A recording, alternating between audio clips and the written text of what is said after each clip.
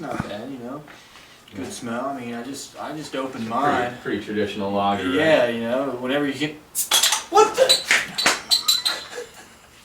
On tap, Samuel Adams Boston Lager. Hi, I'm James Knott. This is your Better Beer Authority. Today we are talking about a very famous American beer, Samuel Adams Boston Lager. Founder Jim Koch quit his job in 1984 to start the Boston Brewing Company with two friends from Harvard. Their flagship beer was Samuel Adams Boston Lager, named after the American patriot who also happened to be a brewer. The beer is based on a family recipe from his great-great-grandfather called Louis Koch Lager. Soon after its release in 1985, it was voted Best Beer in America at the Great American Beer Festival. Boston Lager is a Vienna lager with 4.9% ABV and 175 calories per 12-ounce serving. They use two varieties of noble hops, Hallertau Mittelfrüh and Tettnanger. It is dry hop to add additional hop aromas. The company describes it as having caramel sweetness balanced with distinct citrus and piney notes. Adam, describe the aroma of this beer.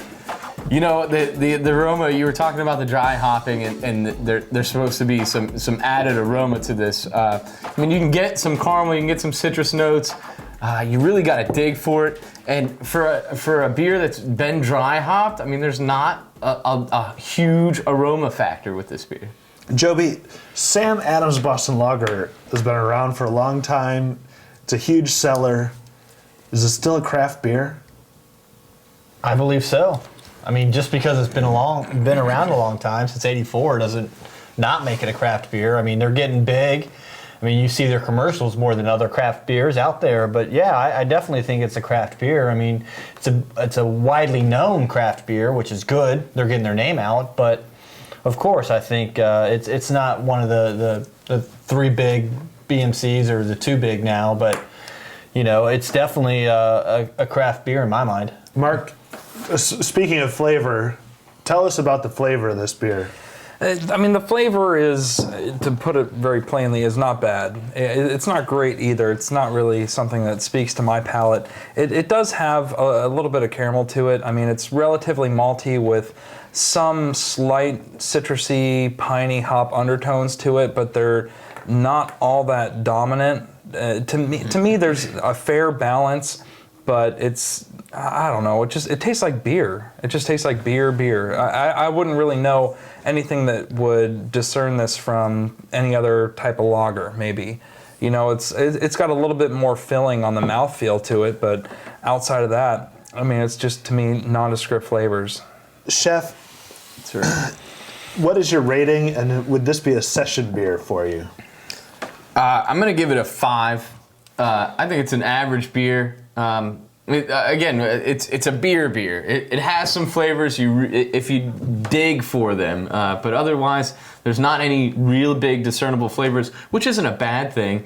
I mean, it's a well-balanced beer. It's got some hop to it. It does have a little bit of flavor to it, and it could be a sessionable beer, but not for me. But don't you think that like Sam Adams Boston Lager would be a great introductory beer to those BMC drinkers out there that have never really had anything real hoppy or anything? It's got a slight settle hop characteristic. I mean, it might be a good stepping stone to get them into the craft beer scene, but I think we've said that about other beers that we've had on the show. There's other before. beers that we've had on the show before that have been better stepping stones than Samuel Adams. I mean, I think if you're talking about getting somebody into the true craft beer scene, taking them from Miller Lite to Samuel Adams is not a huge step. But they're such a large company. They're nationally known. Right, but they got commercials everywhere. Let's step back from how large the company is. Mm-hmm. This compared to the taste of Miller Lite is leaps and bounds. Oh, yeah. Would you rate Miller Lite higher than this? No. I mean, I'd rate it the same. 5. I mean, 5 seems pretty harsh for a beer that was voted best beer in America. I mean, but to who? To the general American public. Again, this is a very drinkable beer. But my personal opinion is this something that I'm going to go out and drink a lot of? No, I'm going to choose some of my. If I was going to have a session beer, honest to God, if I was going to have a session beer, number 1 is going to be Pabst Blue Ribbon. Joby, what's your rating? James, I'm into 7, man. This is a great beer. Again, I'm probably less cultured in beer than these guys, but still, I mean, I think this is a great go-to beer. I would happily make a session with this beer anytime I could. Out at the bars when they normally only have some of the BMCs and this on tap or draft, I would definitely take this over any of those.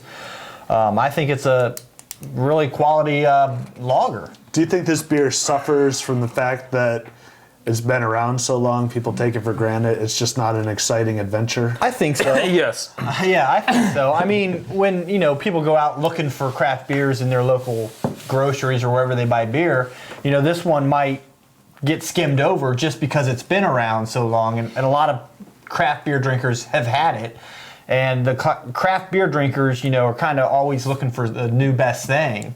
So definitely can get skimmed over, but I mean, I don't think it should because it's a great beer, I believe. Okay. Mark, what's your rating? A 5. A 5? That seems a little harsh. Why a 5? I've said before, Chef backed me up, it's a beer. I have wrong nothing. with that? Well, I have. There's nothing wrong with that. It's just an average beer. Yeah, I have nothing bad to say about this beer. Are there any off flavors in it? No, it just tastes like beer. I'm not trying to talk bad about it. There's probably hundreds of thousands of Bostonians out there. How many people are in that city? Probably not hundreds of thousands. 6. Yeah. But the people out there, people, the people that actually are around that craft beer scene. The guys like us that come around from Columbus, we're more partial to what Columbus has to offer us. Yeah. And Bostonians are going to be the same way. And so they're going to really rave about this beer. And yeah, it's, maybe a microbrewery or a craft brewery, but it's also kind of a mass produced. Is it not a commercial brewery if it's all over America? But, I mean, isn't the sign of a good beer, like, the ultimate reward is that people would be willing to buy it. So a lot of people have shown that they're willing to buy it. I will not buy this beer. But from a brewery's perspective, the sign of a good beer to America is that they will buy this beer. That's fantastic. And this is a very marketable beer. It's beer. It's an easy drinking beer. But again, to back up what Mark's saying, we're looking for different flavor profiles, and we're not saying that it's bad beer. It's good. I mean, it's decent beer. We're drinking it. Do you think it's good for a Vienna lager? I think it's It's decent good for a lager. Yeah, it's good for a beer. It's good for a beer, but my personal preference, I'm either going to drink something that's a little bit either. If I'm going to make it a sessionable beer, I'm going to look for something that's a little bit more milder flavor. Or if I'm looking for some actual excitement with my beer, I'm going to look for a little bit more exciting flavors. Yeah, I'm either going to, if I'm going to session something, and when we use the word session, let's not use it loosely. How about we say when I'm going to drink something all day for the intention of having a great day, it's going to be something cheaper and taste crappier than this. This beer isn't bad, but I want something that I don't have to think about. I think it's built up. I think it's hyped up. And this literally, believe it or not, is the first time I've had a Boston Lager. And I don't really care for it. It's not bad. It's not great. It doesn't suck. It's just beer. I can sit here and pick and pry all day, and people can get as pissed off as they want that I don't like this beer. But I'm just saying, it tastes like beer. Nothing bad about it. It's just not for me. There's no distinction. There's no distinct flavors that stand out. I mean, it is a well-balanced beer. It's a very well-made beer in that it's balanced. But if you're somebody that's not looking for something different than a well-balanced beer, which I don't look for a balanced beer necessarily. I'm looking for something that has a distinct flavor characteristic that's different than the rest of the run-of-the-mill beers. Samuel Adams Boston Lager gets a 5.7 on the BBA scale. What do you think of this beer? Is Samuel Adams a craft beer inspiration or a corporate behemoth that's become too big for its own good? Answer in the comments section. Thanks for watching. I'm James Knott, and this is your Better Beer Authority. Better Beer Authority. Better Beer Authority. Better Beer Authority.